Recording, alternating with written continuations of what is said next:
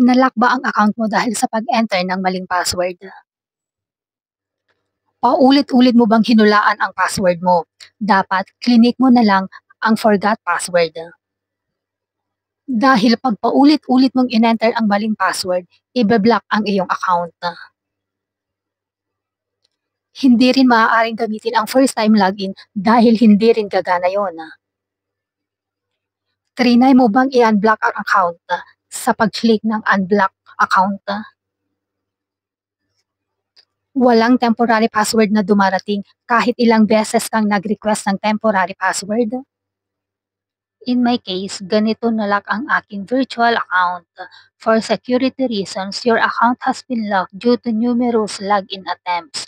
To unlock your virtual Pag-ibig account, may we kindly advise you to visit any nearest Pag-ibig branch. Magsasubmit ka ng request form for virtual Pag-ibig account for unlocking, deactivation, and reactivation at ang valid ID mo acceptable to the fund, the one copy lang. Sa mga nasa ibang bansa na hindi makakapunta sa kanilang opisina, heto ang solusyon. I-download ang request form for virtual Pag-ibig account for unlocking, deactivation, and reactivation. Ang link kung paano ito fill upan ay nasa description box. Handa ang iyong mga identification cards, maaaring passport, OWA ID, at ang selfie photo holding your identification cards. Gumawa ng email, sumulat sa Pag-ibig. Of course, ilagay ang iyong Pag-ibig account number, place of birth, civil status, name of spouse if married, complete mother's maiden name, at i-attach ang form, request form for virtual Pag-ibig account, ID, at ang selfie photo holding your ID na isinend mo.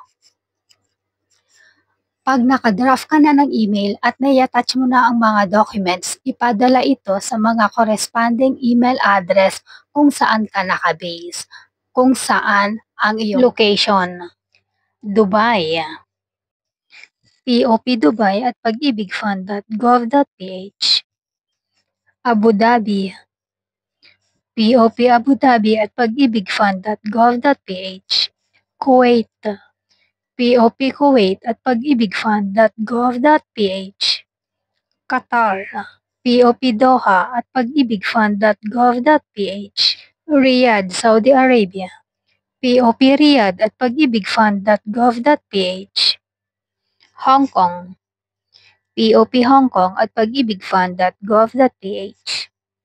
Singapore, POP Singapore at pagibigfund.gov.ph. Milan, Italy, POP Milan at pagibigfund.gov.ph. Taiwan, POP Taiwan at pagibigfund.gov.ph. O sa mga virtual offices, North America, VO_North America at pagibigfund.gov.ph. United Kingdom and Ireland, VO_UK and Ireland at pagibigfund.gov.ph. Singapore, VO_Singapore at pagibigfund.gov.ph. UAE and Kuwait, VO_UAE and Kuwait at pagibigfund.gov.ph. Oceania, VO_Oceania at pagibigfund.gov.ph. East Asia, VO_East Asia at pagibigfund.gov.ph. Sa mga nakatira sa Australia, Papua New Guinea, New Zealand, Fiji, Solomon Island, Micronesia, Vanuatu, Samoa, Kiribati, Marshall Islands, Tonga, Palau, Tuvalu, Nauru, Gamitin ang email para sa Eugenia. At para naman sa mga nasa Malaysia, Brunei, Vietnam, Thailand, Myanmar, Cambodia, Laos, Timor-Leste, Indonesia. Gamitin ang email address para sa East Asia. Kung ang bansang kinaroroonan mo ay wala sa mga nabanggit, ipadala ang iyong email sa contact us at pag-ibigfund.gov.ph. Kung wala ka naman sa ibang bansa at nasa Pilipinas ka lang, same.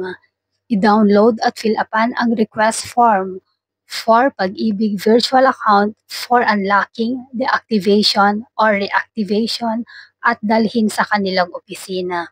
Ipa-photocopy na rin ang iyong valid ID.